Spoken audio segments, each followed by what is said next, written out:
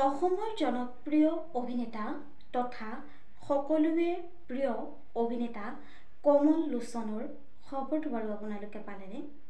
দুটিমনৰ জোনাক ধাৰাবাহিকখনত অভিনয় কৰি দৰ্শকৰ জনপ্ৰিয়তা অৰ্জন কৰা তথা সকলোৰে হৃদয়ত স্থান লাভ কৰা জনপ্ৰিয় অভিনেতা কমল লোচনে বহু ছোৱালীৰ হৃদয় ভাঙি তেওঁ নিজৰ প্ৰেয়সীৰ ফটো শ্বেয়াৰ কৰিলে সামাজিক মাধ্যমত।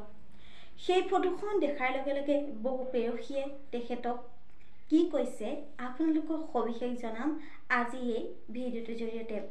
নমস্কাৰ বন্ধু বান্ধৱীসকল, আপোনালোক সকলোকে স্বাগতম জনাইছোঁ মই প্ৰতীক্ষাই SP নিউজ আছামিজৰ অন্য এটি নতুন ভিডিঅ'লৈ আপোনালোকৰ বাবে লৈ আহিছোঁ পুনৰ এটি নতুন ভিডিঅ'টো সকলোৱে আদৰি ল'ব বুলি আশা কৰিলোঁ।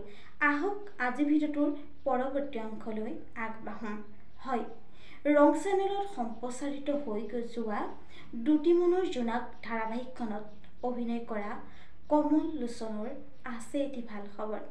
জনপ্ৰিয় অভিনেতাজনৰ ভাল খবৰটো পোৱাৰ লগে লগে অনুৰাগীসকলে তেখেতক শুভেচ্ছাৰে উপচাই পেলাইছে আৰু বহু ছোৱালীৰ হৃদয় ভাঙি গৈছে। হয়, তেখেতে সামাজিক মাধ্যম যোগেদি তেখেতে নিজৰ প্ৰেমিকৰ ফটো শ্বেয়াৰ কৰিছে আৰু বহু ছোৱালীয়ে কমেণ্ট কৰিছে যে মোৰ ভাল লগা ল'ৰাজন এতিয়া আনৰ হৈ গ'ল আৰু বহু লোকে কমেণ্ট কৰিছে যে দাদা আপোনাৰ গাৰ্লফ্ৰেণ্ড আছিল বুলি জানি আজি মোৰ হৃদয়খন ভাগি গ'ল।